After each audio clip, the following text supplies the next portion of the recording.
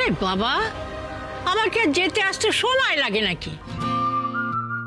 এই যাব, আবার হুশ করে সময় মতো ঠিক চলেও আসব।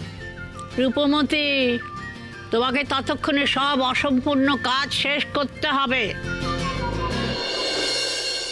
যার যেখানে স্থান তাকে সেখানে স্থাপন করতে হবে, এটাই এখন প্রধান কাজ রূপমতির। আর সেই কাজটা করলেই লতার সমস্যার সমাধান হয়ে যাবে।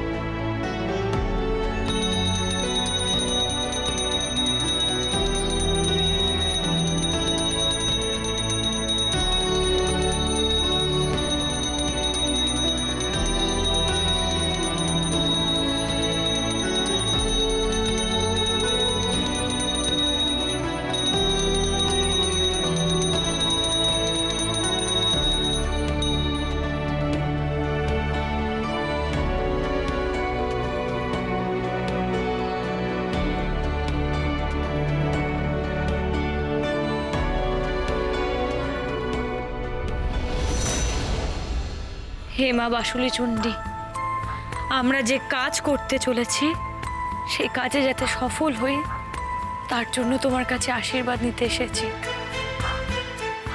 তুমি আমাদের আশীর্বাদ করো মা, আমরা যেন সেই কাজে সফল হয়ে ফিরি।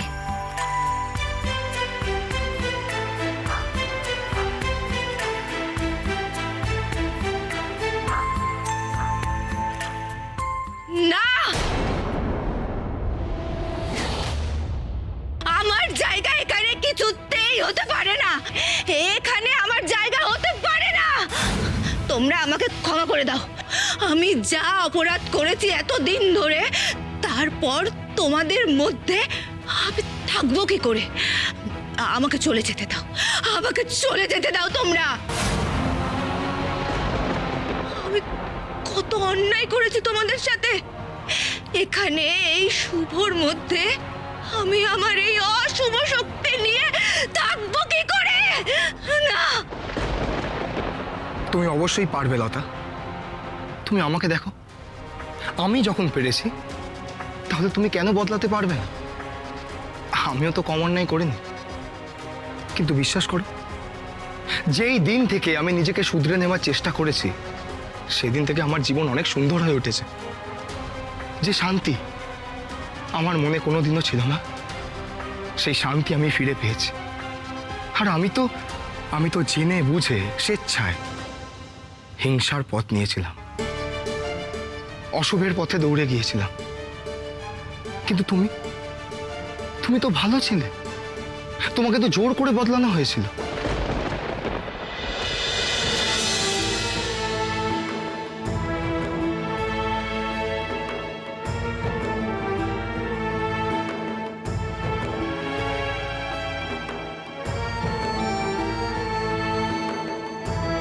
তুমি নিজেকে একটা সুযোগ দাও লতা, দিদি তোমাকে সাহায্য করবে। তুমি একদম চিন্তা করো না লতা, সব ঠিক হয়ে যাবে।